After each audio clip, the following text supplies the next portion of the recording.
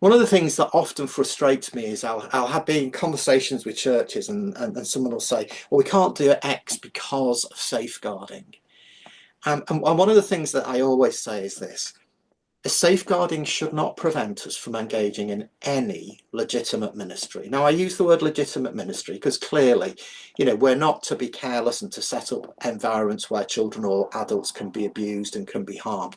But any legitimate ministry, safeguarding isn't there to prevent it. It's really not.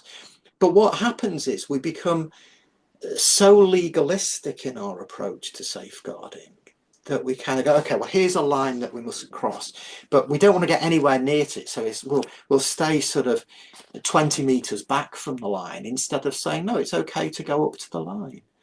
And so we impose all kinds of weird restrictions on ourselves. Now, we've got to be wise. We've got to be sensible. When we're working one-to-one with children or young people or adults who are very vulnerable, perhaps adults with mental health issues or learning disabilities, we need to be wise. We need to protect them. We need to protect ourselves. But there's nothing to stop us working one-to-one with those groups.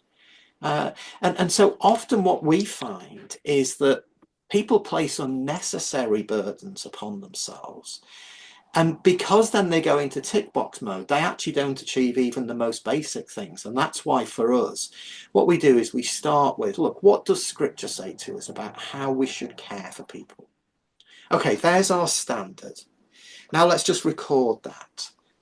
We've set a standard for ourselves, and it's our standard. We don't impose on the churches what that should be. We'll suggest some things that they might want to include, but they can shape that to, according to their own understanding and their own context. And then we need a mechanism for holding people to that standard that we've set for ourselves. And actually, it is very, very easy to incorporate all these things when we start thinking about this as a matter of biblical faithfulness.